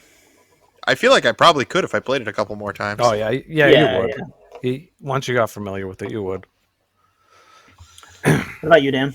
All right, so for me, again, it was very close. I do like the fact that with like Symphony of the Night, that you can play the game like in a different way every time, like depending on like equipment or loadouts you want to use, if that's what you want to call it. But Super Metroid, there's just something about it that like when you put that cartridge in, you know what you're getting into, and it just does um, Metroid just well. Like what it does as a game, it just does it exceptionally well. And I don't think Cynthia of the Night can eclipse it, unfortunately. But so yeah, I gave this to Super Metroid as well. Well, for me, I don't know if this is going to surprise you guys or not, but overall, I'm going to go with Super Metroid. Some people consider it to be the perfect Metroidvania, and like it's got interesting boss mechanics. It's got rewards for exploring that are just they feel so much more impactful, and that's like half, probably more than half the game. Like the upgrade system, the way that they did it, I just like it so much more than Symphony of the Night. Uh, it's more puzzle based. The game is like it feels really good. It's a lot of fun. I mean, of course, Symphony of the Night is a lot of fun too, but they're different. And in my opinion, I resonate a little bit more with Super Metroid. 1-1, boys. Fair enough. All right. So now we're moving on to pacing. This is the first of our categories I think would be considered to be not as clear cut. So with this, we're really looking for how the game moves along and how it moves you along. So we could talk about story elements here. We could talk about just like the general pace of upgrades. We could talk about rushed endings, things of that nature. Is the game too long? Is it too full of fluff? Is it cryptic? Tedious, etc. That's the kind of thing we're looking for here. Steve, you want to kick us off? Sure. So I'm going to talk a little bit about Super Metroid's pacing. It's really simple, and you're either going to love it or hate it, because there's a lot of crypticness in the game. So, like, sometimes you're going to feel like you're stuck, but you know that you're not. And that has a lot to do with certain people's temperament when it comes to that kind of stuff as far as pacing goes. Like, some people love that, like, man, there's got to be a way, I got to figure it out kind of Yeah. gameplay, and some people don't. But that's definitely in the camp of like you have to explore. If you're not settled in to play an adventure game, Super Metroid might not be where you want Yeah, to like start when out. Steve says you have to explore, he's not kidding. You have to like find every nook and cranny because Yeah, you will and get stuck. And I remember playing this game as like an 8-year-old kid, and I did get stuck. I absolutely did.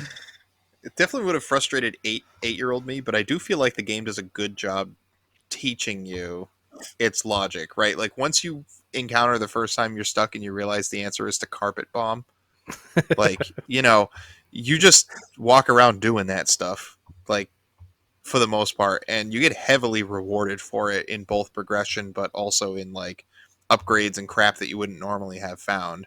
And like you start to learn what to look for, right? Because there'll be like an indent in a wall that's only one block size, and you're like, oh, that, I bet you there's something there. And I'd say 9 times out of 10 there is something there or something around there. it's littered everywhere Yeah. with the upgrades and the secret Yeah, passages and like loop arounds and all kinds of explorative like gold, really. Whereas, you're not as rewarded for that in Symphony of the Night. Like you do want to complete the map, but sometimes you walk into a room and the only, thing in that room is an enemy called a gravekeeper who's a drunken kung fu master sitting in front of a fountain, and there's nothing else in that room. Well, listen, the other thing about like the map, I know you said you want to complete it, but you don't need a ridiculously high map percentage at the end to get the best ending. Like it just doesn't feel as important. yeah. Cynthia No. of the Night, you actually need like a certain percentage, right, to get the best ending. Yeah, and then, I don't want to spoil the ending, but yeah, there is a best ending if I mean, you it's like a 20 plus complete. year old game. I think you can spoil it. It's okay. Okay, well, so when you finish the game, Richter and Maria are there, and you either get the one where Maria stays with Richter, or the better ending is she goes to find Alucard. Yeah, and this is all based on like how well you've explored the castle. Yeah, Oh, she stayed with Richter for me. Maybe I didn't explore it as well as I thought, which I thought was okay. yeah.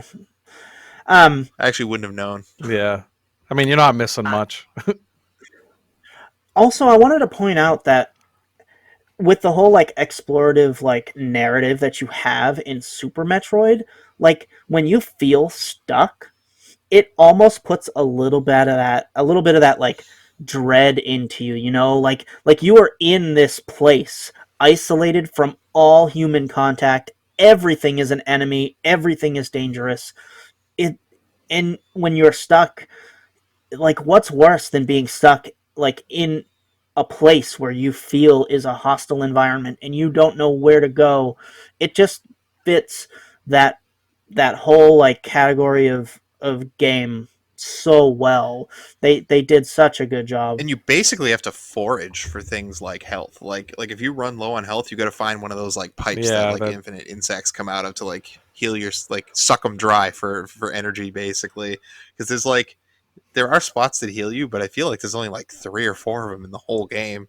Like, Yeah, and yeah. they're There's not pretty many. far Yeah, apart. there are not many. Yeah, I think there's more of save those. save points do not heal No, you. yeah, there's more of those like nests Yeah, or whatever you call them than they are those like heal things. I'd say infinite spawns. save points on both games are probably equal in how generous they are. Yeah, but Yeah, but Symphony of the Nights they do heal heal you. you. Yeah, but like I never found myself in either game in a place where it was difficult to save. Right. Yeah, I was playing on the Switch, so like if I had to stop, I could just suspend. Yeah, me too. I was playing on an emulation device and I could just stop. But that that that being said, I do feel like there was plenty of save points. I found myself saving in Super Metroid a lot. Yeah. Yeah, I didn't have Yeah. an issue with that.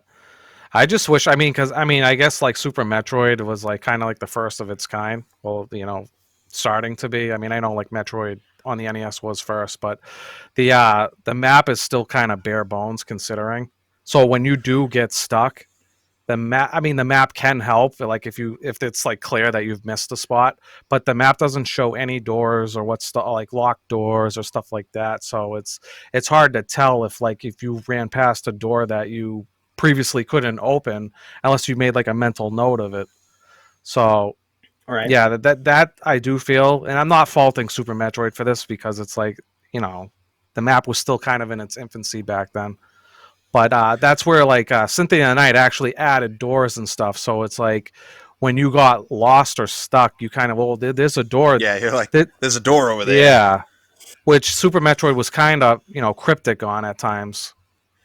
Yeah, but they did a good job in that game of sending you back through areas you'd already been through. Like after you beat Kraid, it like sends you back through like Cratera or whatever, and back through previous areas. So I feel like for me that was enough to jog my memory, knowing that I have these new abilities Yeah. now. Maybe I should check these areas Yeah, again. and with the smaller game, like it takes a lot less time to beat. Like it's easier to know what's going on. Whereas Symphony of the Night has so many rooms that if they didn't add doors, that map would be almost useless. Yeah. I just wish they would take the points of interest off of the Super Metroid map when you found them. Oh You know, yeah, yeah, like the little white yeah, dots. the dots, yeah, because you Like, grab them and they don't disappear. Yeah, there that's was the reason no I didn't 100% yeah it. yeah there was no way that I was going to go 100% it, knowing that. Like, yeah, I wouldn't even know where to begin. Even if I was to use a guide, I'd have to figure out which things I got and which things I didn't. It just would be a nightmare, yeah. Yep. which is something that holds it back, I think, by today's standards. Definitely. Like that was my issue too. Um, with Symphony of the Night though, the pacing is actually a lot different, even though the games, they fall kind of in the same genre. So in like Symphony of the Night, for example, it felt more story driven. You run into Maria every Yeah. now and then. You run into Death in the beginning, and you talk about his dad. You learn about his mother in the inverted castle. Like they have a little bit of tidbits here Yeah, and there where Super you learn Metroid about doesn't Richter. do Yep. that. Yep. Richter, the Priest Shaft, like, all kinds of stuff that just sprinkles in there. It's a little bit more narrative driven than Super Metroid is, and the the uh, the other thing about it is like it's a lot more. I know it's hard to use this word in this type of game, but it feels more linear, like because you're going from area to area, like more quickly than in Super Metroid. In Super Metroid, it's easier to feel lost, and it feels a little bit less linear because of that. So, like, if you're into the more linear style Metroidvania here, then that might be something that you would push in the favor of Symphony of the Yeah. Night. See, I found myself using a guide to progress in Symphony of the Night more than I did with Super Oh, Metroid, really? and I got pretty Yeah. frustrated at points because you'd go to a place like that room with the spikes on the top and bottom, and like you'd see that there's a spot for you to get through as the bat, right? So you get through there as the bat, and you run up against a cage where you can get through as the mist, and you get through as the mist, and you get all the way in there to find out there's a blue door, and you have to actually stand on the spikes, which you can't do. And then like just stuff like that, and you're like, well, I went out of my way to go this way, but it turns out the place I have to go is all the way on the other side of the castle. And I know that it has. I'm gonna put fast travel in quotes, okay? Because I spent a lot of time walking through the same hallways of Symphony of the Night because the fast travels are not plentiful enough, and he walks so darn slow. It is just staggering. I Like, think there's like 5 of them. and five. That castle's huge, and they're all kind of central if you think about it. Like, they're not like off on opposite ends of the castle. They're all kind of like in the middle of it. Yeah. I Yeah, would think it's it not was. like first playthrough friendly, but if you know what you're doing, like you don't back travel near as much. But again, it's like if you Yeah, that's my experience too. I have played this game probably like 3 or 4 times, and I don't really remember the first time I played. I just remember being like enamored by it and just being like excited to play it the first yeah, time. So I didn't like have those criticisms the first time I played, and every subsequent play, it just was more familiar to me. So it's kind of like nostalgia glasses right. there. Well, and Super Metroid doesn't have fast travel, but it didn't feel like a chore to go from one end of the map to the other, just because it like happens so quickly. There's a lot of intersections too. Yeah, Right. right. Yeah, it connects everything together. I thought the pacing in the Symphony of the Night, the first castle, I thought it was excellent. Like just how everything is. I think right when you get up into like the inverted castle, I don't know about you You guys. just rip it apart. I don't know about you guys, but it felt like they like rushed that part of the game to me. I do not like it. I get why it's appealing, and it was appealing to have played through this epic game and then turn around and they'd be like, oh my god, I'm only halfway through the map. That's cool, but the fact that it's just a straight up upside down Yeah, version of the other map, and it's clunky, and you got to fly around as the bat way too much, and it's just well, it just Yeah, they doesn't add feel new like it got enemies. the same amount of Yeah. polish as like the first No. castle. Like I feel like It there's does not. less cutscenes overall. Like the bosses Yep, are not as there's like no. interesting. Yeah. Just stuff like that, and then I think that's when you start getting all like the OP stuff too. There, it's like, well, you kind of beat like the first half of the game, so here you go. You can just do whatever you want Death now. is a pansy Yeah, in that game. Boy. I felt like they should have ramped up the difficulty a little bit more when you got into the inverted castle. But like it kind of feels like the difficulty stagnates after like you beat Yeah. Richter. Like Richter's a pretty, if you don't know what you're doing, he can kick your ass pretty hard. Yeah, he's pretty strong. He's very strong. But it's like once you beat him, it's like the bosses are easier than he is. It's like why am I? It's like it is what it is, I guess. But like it definitely felt rushed to me. Like the inverted castle. Like they did such a good job at the normal castle. One major thing I will give to Symphony of the Night is that multiple playthroughs are also a really feasible thing in that game. If only because you can play as Richter, right? So you can go through the whole game as Richter if you choose after beating it. But also on most modern versions, you can go through as Maria too. So there's like whole different modes. Yeah. And I'm so shocked that Super Metroid has not gotten really like any much love at all from Nintendo, despite how beloved it is. As far as having some kind of updated version with different modes and different Yeah. challenges I or mean, whatever. Yeah, even if they it was don't do like But that. yeah, Samus, you just can't do it. Yeah. imagine if she got like different like suits or something. That'd be cool. Yeah, like doesn't the Zero Mission game have like a zero suit Yeah, mode or something I like think that? so. Yeah. Yeah, but yeah, just nothing quite like that. So, I think probably for that reason alone, like I do want to go back and play Symphony of the Night as those other characters, and I can't say that I'm excited to jump back into Super Metroid. I think for that alone, I'm actually going to slightly give the pacing over to Castlevania myself. Fair enough. Yeah, I mean, like I've said, the pacing is, in my opinion, is excellent in Cynthia and I. The first half of the game, then it like definitely stagnates. I feel like for Metroid, unless you get like super lost, the pacing is excellent throughout the whole game. Um, I just feel like you get the right upgrades at the right time.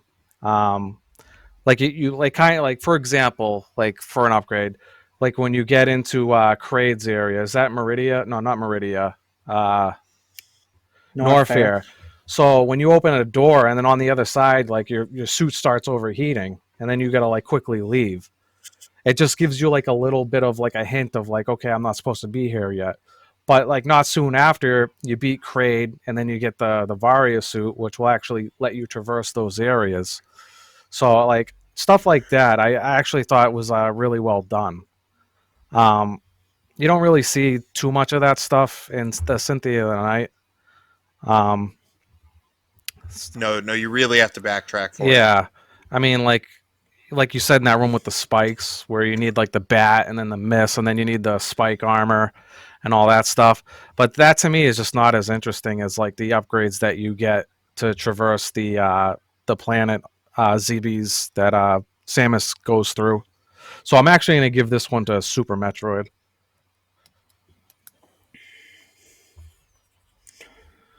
I'm All glad right. you brought up Meridia because that place is a whole. That also Yeah, I don't enjoy killed my Maria. vote for Super Metroid. Yeah, or like the underwater Yeah. areas. The gravity suit's good for. Just stuff like that. Sorry, I cut you off, Steve. No, that's okay. Overall, I think for pacing, I think I'm gonna go with Symphony of the Night. It's got a little bit more varied gameplay with the sub weapons, the different kinds of weapons, the spells, all that stuff. Um, a little less getting lost for me, anyway. I mean, it seems Don had a different experience in that category. But I've played both these games multiple times, so I'm familiar with both. But I still feel like I get lost in Super Metroid a little more often. Um, it had more bosses, so that helped break up some of that gameplay of just exploring all the time. More Uh, bosses, yeah. yeah, it had little tidbits of running in with Maria, talking about, well, Richter's missing, or the parts where he talks, sees the ghost of his mom, and a lot of those reasons. It's just like, in my opinion, as far as pacing goes, for me, if the inverted castle wasn't in the game, it would almost be perfect. Yeah, I don't like the inverted castle either. But other than that, like, because it just felt lazy and right. fluffed. Agreed. But the original castle is so good. It is very good. So I gave it to Symphony of the Night. All right, Symphony of the Night 2 and 1 against Super Metroid. It's getting Close juicy. race, boys. Brings us to our fourth round. 4 out of 5. Stick with us. Playability today. How playable are these games today? I'm going to answer that for you guys right now. They're both very friggin' playable today. If you haven't played these games as a kid, you probably dodged a bullet there because Super Metroid would have made you cry. So go back and play it as an adult, and it's amazing. I don't know that I can really say more than that. Do you guys have? Yeah, I I mean, will I will yeah, say a couple things. So, well, on Metroid side of things, if you're into speed running, this game is excellent for speed running. So like if you ever wanted to like to beat it in a fast time, you actually get different endings based off of how fast you beat it. There's also a community out there that does lowest completion runs. Hint, hint. That's what I did.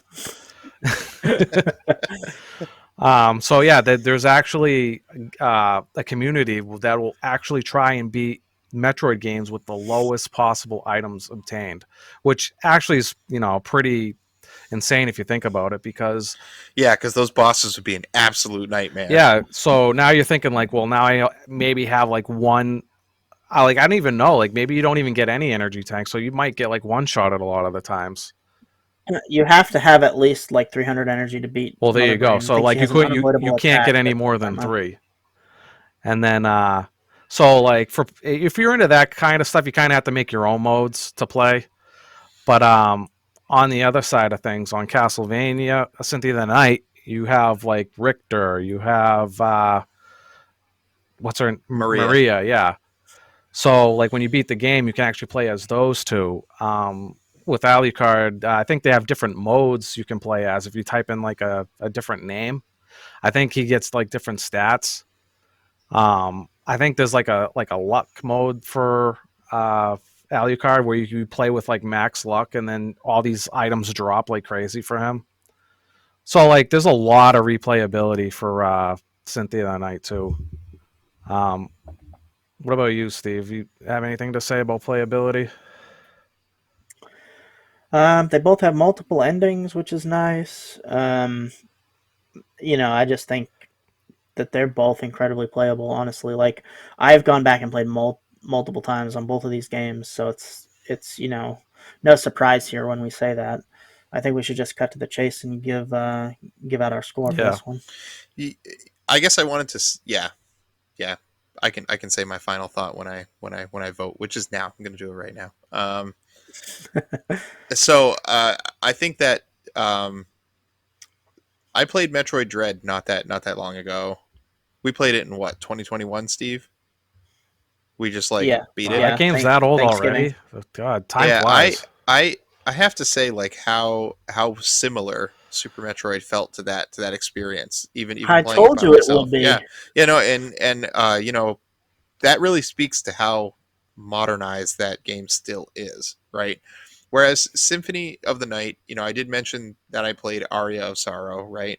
And in a lot of ways, Aria of Sorrow does feel like the upgraded game. Like, and it does feel like a lot of the systems that were in place in Symphony of the Night have been polished and edited down, whereas Symphony of the Night definitely has an editing problem that makes it a little bit rough around the edges. Um, so for that reason, I think I'm going to slightly give it to Super Metroid. But again, very, very playable games today. Both of them should be on your hit list if you're any kind of classic gamer at all. Absolutely. Yeah, both of these games are amazing. But that being said, I am gonna give it to Symphony of the Night because I just think there's just a little bit more to go around the next time you play the game. Like if you're not into like making up modes yourself, there's I don't know, there's only like really one way to play Super Metroid. So, if you're into like a bunch of different modes, different characters, Cynthia Knight's definitely way to go. But I don't know. We did just talk about fast runs. We did just talk yeah, about maxing but it I out. but what I was saying is it's like you kind of have to like implement that. It's not like built into the game. I mean, I guess like the speed run is because it's like if you beat the game in a certain amount of time, you do get rewarded with like a cutscene or something. But A better picture of yeah, I Samus, I mean, guess. is that really worth like trying to grind the Super Metroid to see that? I guess back then in 1994, when there was no, when your internet was dial up, maybe. Yeah. So yeah, I mean, Cynthia and Night wins it for me. So I'm the tiebreaker. Yep. So incredibly close for me because I love playing both of these games. But on this category, I went with Super Metroid. This game's gonna be timeless forever, man. I'm telling you.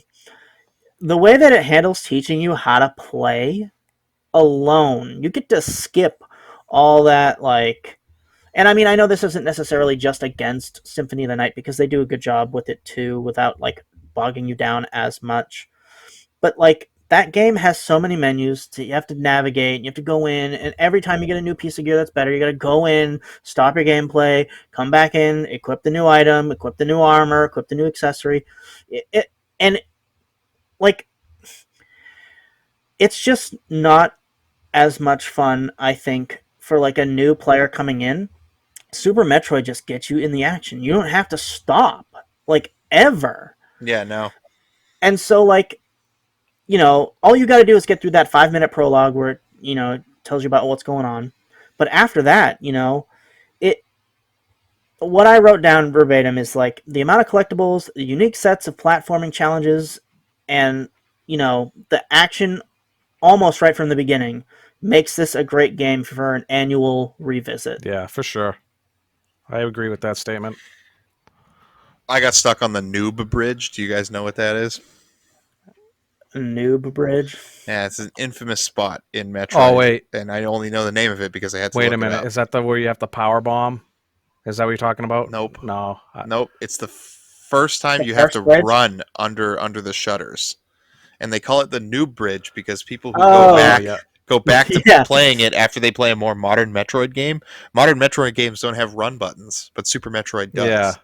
So you would need to realize that you have to use this run button that maybe you're not used to if you've played other Metroid titles. They call this area the noob bridge. Yeah, I could definitely see that. Yeah, I got noobed.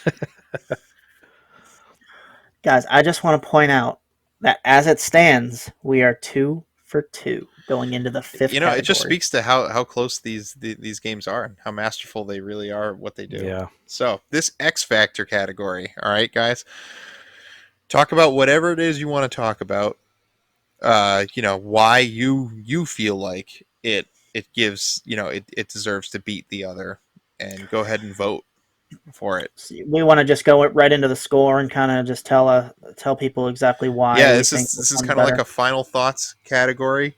If there's anything unique that you haven't mentioned yet, that you want to mention, now would be the time in this X Factor category. All right, well, I guess I'll start us off. So obviously this was like very close. I mean, I could honestly go back and forth on this answer, but there's just something about like Super Metroid that it's just a classic, and I don't know if the like Symphony of the Night is good in its own right for sure, but like Steve said earlier, like you could constantly go back to this game annually, and you just have a great time doing it every time. And with Super Metroid, I mean, Symphony of the Night, I would too, but like there's just something about Super Metroid that just hits different. And for me, I'm gonna give it to Super Metroid.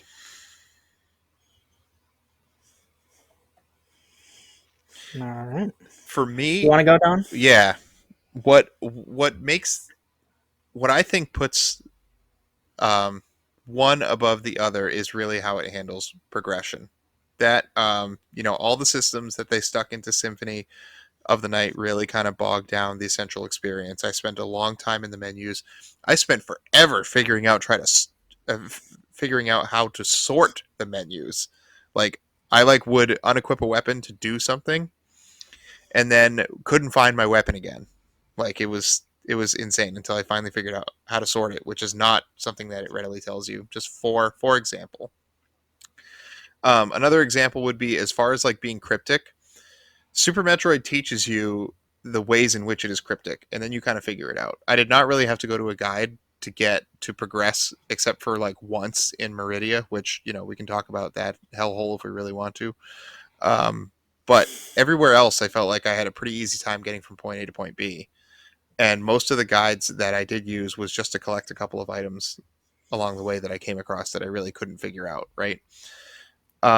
Whereas things like where the gold ring, where the silver ring in the one room with the clock, I don't know how you are ever supposed to know that Like you put those pieces of equipment on when you get them, but they don't do anything for you stat wise. So naturally, No, I as the think it player, says in the Yeah, they give a description little description. where in Clock Room or Yeah, something like that. oh, does it say yeah, that? you're supposed to Okay, Yeah. read like the little tips that in the description. all right, fair enough. I got tired of reading boring sword descriptions and figured I wouldn't read those Just an either. ordinary ring. Wink, wink, nod, nod. But yeah, so I guess I'm gonna give it to Super Metroid here in the X Factor. I really love how you go from being practically helpless to just dominating the whole map. Yeah, Feels good. yeah. Well, I guess that settles it, but I'm still going to take my turn. Go ahead, please. So, Symphony of the Night has a few cool systems. It had magic, sub-weapons, transformation, and equipment. Unfortunately, in Symphony of the Night's case, it's really just a lot of old content brought to a new series. It wasn't the first to do equipment or sub-weapons, although the combination of the mechanics does make it a great game. However, Super Metroid paved the way for all other Metroidvanias. It had a ton of new exciting things for the time anyway, and you can see the roads that it paved right there. You get to experience the history. They added the hook shot, super missiles, power bomb, the charge shot. Like, they added so much stuff, and you see that in Metroid Dread. Like, a game that came out 20 years later almost. You see the same stuff, the same building blocks. Everything is just so magical about it, Iconic, yeah. And it You it see was it. the You see some of progenitor, these man. things in Symphony of the Night too. Oh yeah, definitely. But I'm going with Super Metroid. It's the progenitor, man. It's the OG. Like, it took what Metroid was and added all of that X Factor magic right into that game, injected directly, and it it's just, I don't even have words. It's such a good game. All right, we're gonna shift over to our final tally.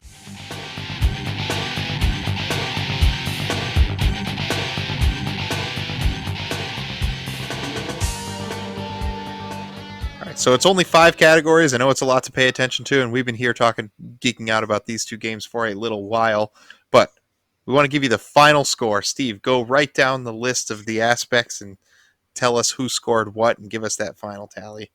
See you scribbling on that paper. All right.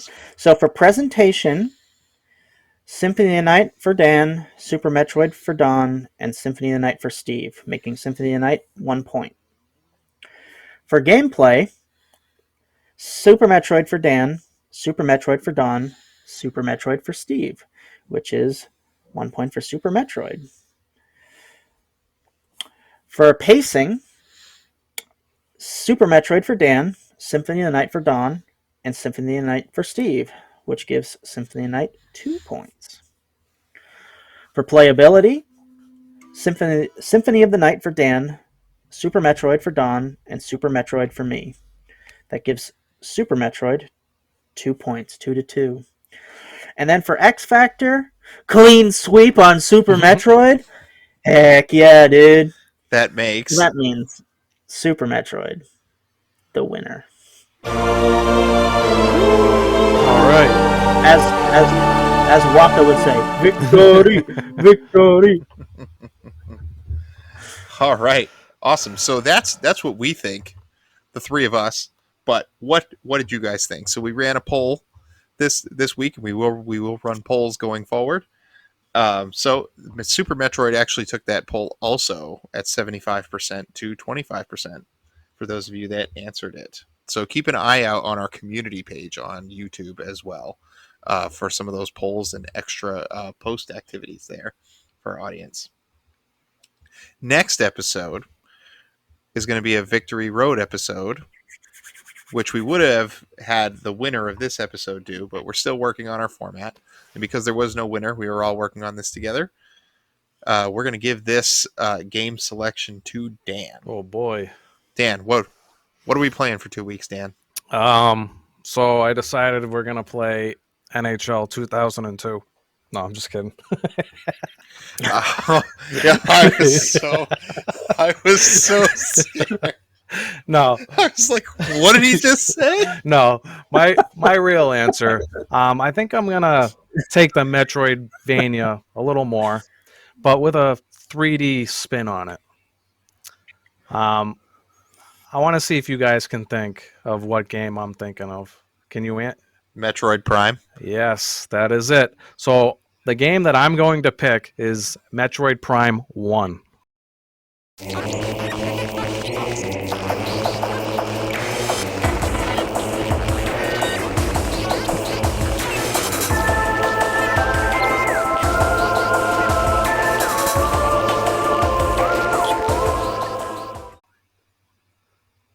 Metroid Prime 1. Oh boy, I'm glad I bought this collection then.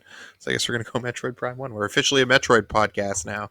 I have Metroid Prime 1 for the GameCube downstairs. It's an inferior version. So I figured, since we enjoy Metroidvanias, and I don't think we've done a first-person 3D game on this podcast yet. So He doesn't think. We only did a couple episodes. So I think, yeah, I know, right? So I think this was a good pick. It's like an action adventure game, the first-person shooter with a Metroidvania spin on it. Dan, are you going to buy the Switch version of the game? Yeah, I think that's the what. So we'll get 3 different versions of the same that's gameplay? the remaster, isn't it? Or yeah, it's remade for the Switch. yeah, well, whatever one I can get on the Switch is the one I'm going to grab. Nice. So I wanted to add a note about these Victory Road episodes. So these are our retrospective type of episodes. So there's no grading, there's no up against another game type of stakes. So that kind of opens us up as a so we've all picked one. I picked Splatterhouse. I forget what Banjo Steve and picked. Kazooie. Banjo Kazooie. Very, very forgettable experience. Banjo Kazooie. And Dan's picked Metroid Prime. But listen, look at me through your radio or whatever listening device. Okay, you, the listener, have an opportunity here. Okay, we want these episodes to turn into listener pool episodes. So we want to hear the game that you would like to hear an episode on that is 20 years older or more. And I know there's not a lot of you listeners out there who make it this far in each podcast, but if you're the only one that submits a game to this pool, and you can do so either in the YouTube comments or by emailing thecableclubpodcast@gmail.com, then guess what? You will be the only entry in this pool, and you'll get an episode on your game. Yeah. So definitely write us in. Those are really good stakes, I think. I know I would. Absolutely, yeah. I mean, if you're like listening to a new podcast and you get your game in there and you get to get it seen played, I feel like that's an awesome experience. I hope we don't get a stinker. Yeah, if you really want to be that guy, go ahead. We'll have a good time regardless. And I also would like to challenge our existing audience. If you enjoy this content and enjoy what we're doing, and you think you might know someone who would also enjoy it, go ahead and drop us a share with them, and we can see if we can grow our audience and get more people talking about these retro games that we love so much. So, if you've made it this far, thank you so much for listening. And if you want to hear more of our content, our rougher content, you can head to our YouTube channel, or you can find us on Spotify or preferably Apple Podcasts. And if you really, really like us, leave us a rating and review. Or subscribe if you're going to listen to us on YouTube. Yeah, if you guys have any questions or you want to contribute in any kind of way with, either criticisms or, question of the week, or, want to add games to our retro decks, then we got our Gmail. I don't know if we've gone over it yet, but it's thecableclubpodcast@gmail.com. Yep. Like even YouTube comments, we'll look at all those if you want to answer any questions there or any games. We'll even look at considerations in the comments. I know we are working. Yeah, on a Discord I was about channel. to say that too. We'll be coming soon. Once we get our Discord up and running, that'll be another avenue that you can take to ask us questions, pick, games. We're here to build a community. That's, have a good time. All right, fellas, is that it? Game over? Game over. Game over.